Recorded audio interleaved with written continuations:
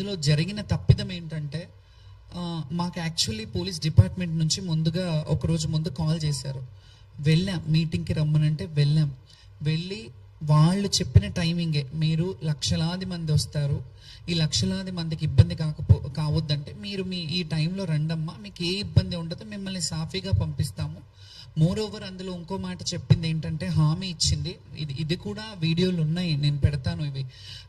వాళ్ళు ఏం హామీ ఇచ్చారంటే, బ్యారికేడింగ్ పోలీస్ స్టేషన్ ఎక్కడి వరకు ఉందో అక్కడి వరకు మీ వాయిద్యాలతో రండి, అక్కడి నుంచి లోపల వరకు మేము పెడతాము. కల్చరల్ డిపార్ట్మెంట్ నుంచి మేము కల్చరల్ టీమ్ని పెడతాము, ఆ వాయిద్యాలతో మీరు వెళ్దురు కానీ ఎవరు వచ్చినా మీకు ఘన స్వాగతం పలుకుతాం అనే మాట చెప్పారు. ఆ ప్రపోజల్ మేమే అంతకుముందు ఉన్నప్పటి నుంచే పెట్టాము. గతంలో మంచిగా జరిగినప్పుడు మంచిదని చెప్పాము, బాగాలేనప్పుడు బాగాలేదని చెప్తాము. మంచిగా జరిగినా బాగాలేకపోయినా ఎలాగైనా సర్దుకోవాలనే విషయం ఈ తత్వం మాకు బోధపడలేదు, ఎలా సర్దుకోవాలి. ఎందుకంటే లక్షలాది మంది వచ్చే భక్తుల్లో మేము ఎన్నో సంవత్సరాలుగా మా జీవితాన్ని అమ్మవారికి అంకితం చేసి, మా జీవితంలో ఎన్ని ఒడిదుడుకులున్నా, ఎన్ని కష్ట నష్టాలున్నా, ఏ బాధలున్నా, ఎండ వాననక ఏది ఉన్నా, ఏది వచ్చినా, ఎలాంటి అవాక్కులు చెవాకులు వచ్చినా ఖచ్చితంగా సంవత్సరం అంతా ఆషాఢ మాసం ఎప్పుడు వస్తుంది, అమ్మకు బోనం ఎప్పుడు పెట్టాలి, మేము ఎప్పుడు వెళ్ళాలి, మేము ఎప్పుడు అలంకరించుకొని అమ్మకు కనపడాలి. ఎందుకంటే అలంకార ప్రియురం మేము, మా జీవితాలే అమ్మవారి సేవకు అంకితమైన వాళ్ళము. ఈ అలంకార ప్రియులం అనే ఇదిని మేము అమ్మవారిని ఆవహించుకొని అలా అలంకరయ్యి చక్కగా అమ్మవారికి మమ్మల్ని చూసి సంతోషిస్తుందేమో, అమ్మ మమ్మల్ని, ఆ బిడ్డలు వచ్చారు, నా బిడ్డలు చక్కగా వచ్చారు. ఎప్పుడైనా ఒక తల్లికి బిడ్డను చూసినప్పుడు వాళ్ళు చక్కగా ఉన్నారు, వాళ్ళు మంచిగా ఉన్నారంటేనే, వాళ్ళు హెల్త్గా వెల్త్గా అన్ని విధాలుగా బాగున్నారంటేనే అమ్మకు ఆనందం. అట్లాగే మేము అమ్మ బిడ్డలం కదా, మా తల్లిదండ్రులు అది ఉన్నా జీవితంలో వివక్షతకు గురైన జీవితాలు మావి. ఎవరికీ తెలియదు మా లొసుగులు ఏముంటాయి, మా మంచి చెడ్డలు ఏముంటాయి, మేము ఎలా అనుభవిస్తుంటాం, మా జీవన విధానం ఏంటి, మా జీవన శైలి ఏంటి ఎవరికి తెలియదు. మేము అలంకారం చేసుకొని వస్తాం, వాళ్ళకేంటి అన్నట్టు ఉంటారు. కానీ మేము కూడా ఎవరి ముందు అలా ప్రొజెక్ట్ చేయొద్దు అనుకుంటాం. ఎలా అంటే, మాకేదో సింపతి చూపించాలి, ఎవరో వచ్చి సింపతి చూపించాలని ఏ రోజు ఆలోచించాం. మేము స్ట్రాంగ్గా, మా హక్కు, మా రైట్ ఇది, బోనాల కల్చర్ని రిప్రజెంట్ చేయడం మా హక్కు. బోనాల పండుగని ముందుకు భావితరాలకు చూపించాలి.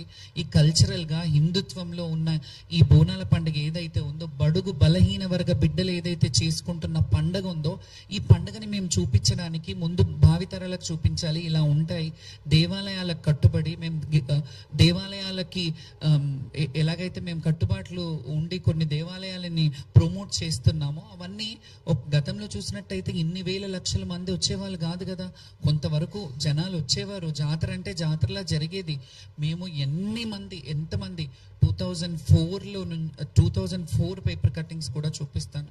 నేను చాలా పేపర్ కటింగ్స్ కూడా తీసుకొచ్చాను, ఎందుకంటే మీకు చరిత్ర తెలియాలి. నేను ఎప్పటి నుంచి అమ్మవారి సేవ చేస్తున్నాను, ఎప్పటి నుంచి లైమ్ లైట్లో ఉన్నాను. లైమ్ లైట్లో నేను నిన్న వచ్చి ఏదో ఆమె కొందరు ఏమని వాపోయారంటే సోషల్ మీడియాలో, ఆమె పబ్లిసిటీ స్టంట్ కావాలి అని అన్నారు.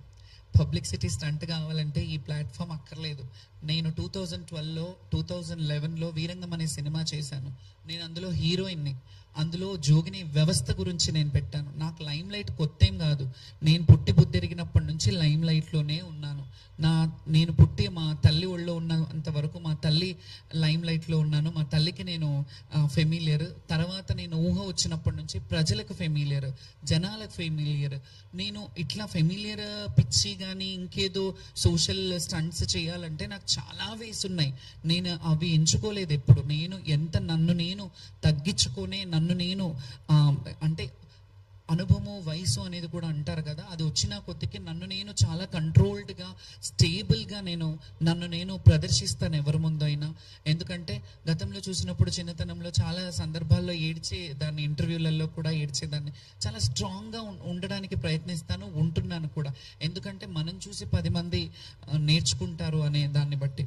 సో దీంట్లో ఓవరాల్గా ఇవన్నీ చెప్పడం కంటే, ఆ పోలీస్ డిపార్ట్మెంట్ వాళ్ళు పిలిపించి మమ్మల్ని మీరు ఈ టైంకి రమ్మన్నారు, ఆ టైంకి ఎస్ఐని పెట్టారు, వాళ్ళు కదా బాధ్యత వహించాలి.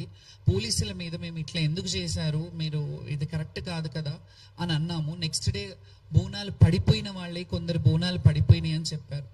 ఇందులో ఓవరాల్గా మాకు ఇంకా మనసు నొచ్చుకున్న బాధ ఏంటంటే, కొంతమంది ఈ అపోహలు పెట్టి కొంతమంది ఏవైతే చేస్తున్నారో ఆ చర్యలు కావాలని చేస్తున్నారనే డౌట్ కూడా నాకు వస్తుంది. కొందరు మరి అది అధికారంలో ఉన్న వాళ్ళు చేస్తున్నారా, వేరే వాళ్ళు చేస్తున్నారా అనే డౌట్ నాకు కూడా వస్తుంది. మీకు ఎట్లా డౌట్ వస్తుందో నేను కూడా డౌట్ పడే హక్కు నాకుంది. ఎందుకంటే కొంతమంది జోగినీలను తీసుకొని కొన్ని సోషల్ మీడియాలు దుష్ప్రచారంలో చేతులు కడుక్కొని ఉన్నారు. ఎందుకంటే నేను స్పృహ తప్పిపోయాను, ఆమె స్పృహ తప్పిందంతా డ్రామా, యాక్టింగ్ చేస్తుందేమో, అట్లా ఇట్లా పడిపోయి మళ్ళీ లేచి మాట్లాడుతుంది అని అంటే, నేను అక్కడ చచ్చిపోలేదు, స్పృహ మాత్రమే తప్పాను. నాకు మంచినీళ్ళు తాగిపించారు, నాకు వాటర్ తాగిపించారు.